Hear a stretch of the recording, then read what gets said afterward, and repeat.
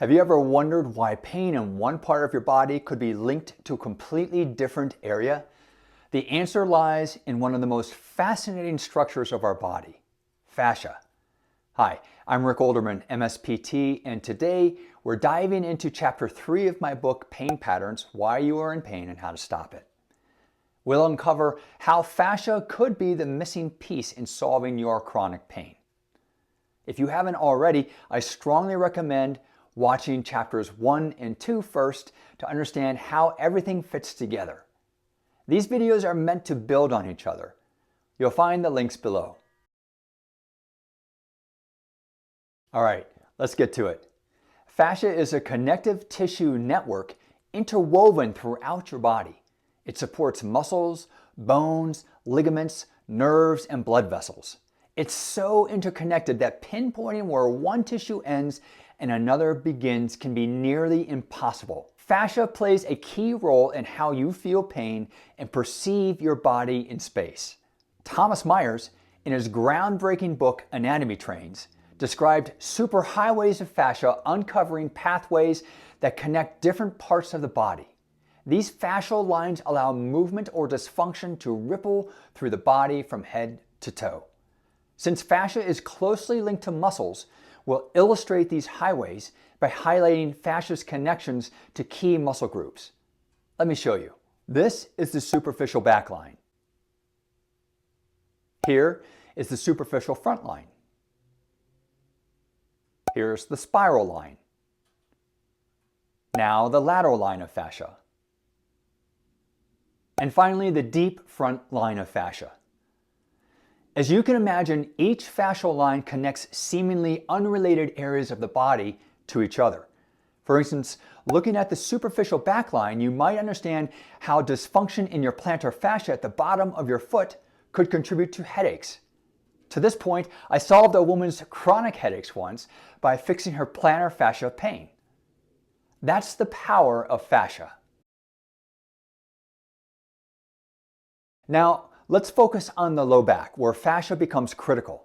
The thoracolumbar fascia, which is the fascia found in the low back area, contains a dense contractile network of myofibroblasts, which is a particular type of fascia. Myofibroblasts respond to mechanical, emotional, and psychological stress by contracting and creating tension. Myofibroblasts can contract up to 6 times more than regular fibroblasts. They're often activated by the sympathetic nervous system, which is often referred to our fight or flight nervous system. I explain how all this happens in more detail in my book, but the take-home message is that myofibroblasts could explain why stress or trauma is frequently experienced as back pain. In my clinical practice, I've seen remarkable results by targeting specific fascial areas, like the inner thigh muscles of the deep front line. Treating these areas can relieve pain not just in the low back, but also in the neck, shoulders, and arms. It's been incredible how interconnected the body truly is.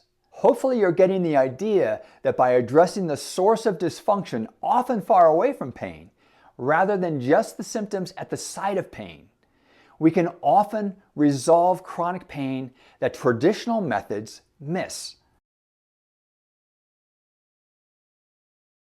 Here's something else to consider. Our spine's natural curves create stress points, particularly at the lumbar pelvic junction. This area's high mechanical stress is a hotspot for pain and also houses concentrated myofibroblasts, linking posture and movement dysfunction to fascia and chronic tension. The takeaway? Fascia is crucial to both chronic pain and movement patterns.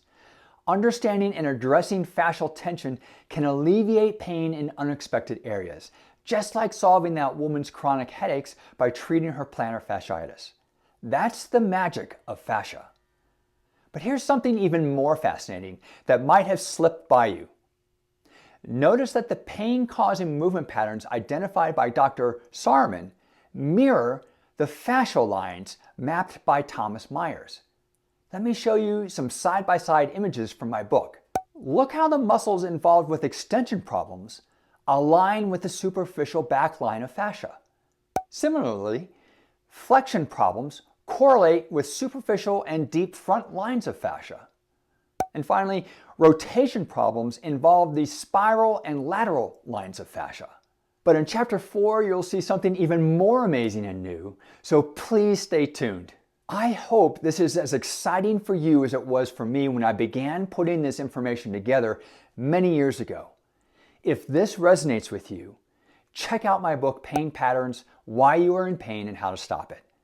You'll find more on fascia, its role in pain, how and why it seems to be important for emotional or psychological stress to become manifested in the body, and most importantly, how to start thinking differently to unravel your own pain patterns. The Amazon link is below. Don't forget to like this video, subscribe to my channel so you'll be notified when I drop the next chapter. Also, please share it with someone who needs to hear this. I respond to every comment, so please drop one below. I'll see you soon in Chapter 4.